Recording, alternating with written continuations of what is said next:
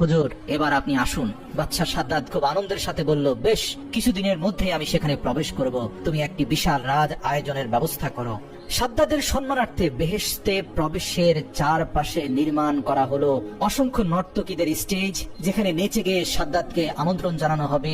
সুন্দরী যুবতীদের দাঁড় করিয়ে রাখা হলো বাদশাকে অভ্যর্থনা জানানোর জন্য। মোট কথা, বাদশার আনন্দ, আরাম, আয়েশের জন্য যত কিছুর প্রয়োজন সবই তারা করলো। বেহেশতে প্রবেশের নির্ধারিত সময় উপস্থিত, সকল প্রকার প্রস্তুতি সম্পন্ন করে বাদশাহ শাহী পোশাকে সজ্জিত হয়ে তার মন্ত্রী, উজির, নাজির, কর্মচারী সমস্ত লোকজনকে নিয়ে বেহেশতে প্রবেশের জন্য এগিয়ে চলল। কিছু দূর যাওয়ার পর দূর থেকে নজরে পড়ল বেহেশতের এক অংশ এত চমকপ্রদ যে চোখ ঝলসে যেতে লাগলো। আনন্দের সাদ্দাদের ভেতরে হইচই শুরু হয়ে গেল।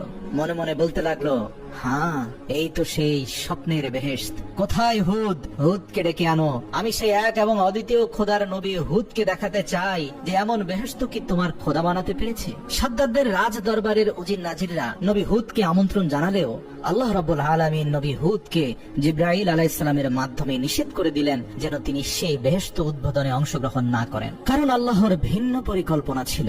আর পবিত্র কোরআনে আল্লাহ তাআলা বলেন, তারাও পরিকল্পনা করে, আল্লাহ পরিকল্পনা করেন, নিঃসন্দেহে আল্লাহ সর্বশ্রেষ্ঠ পরিকল্পনাকারী। আল্লাহু আকবার।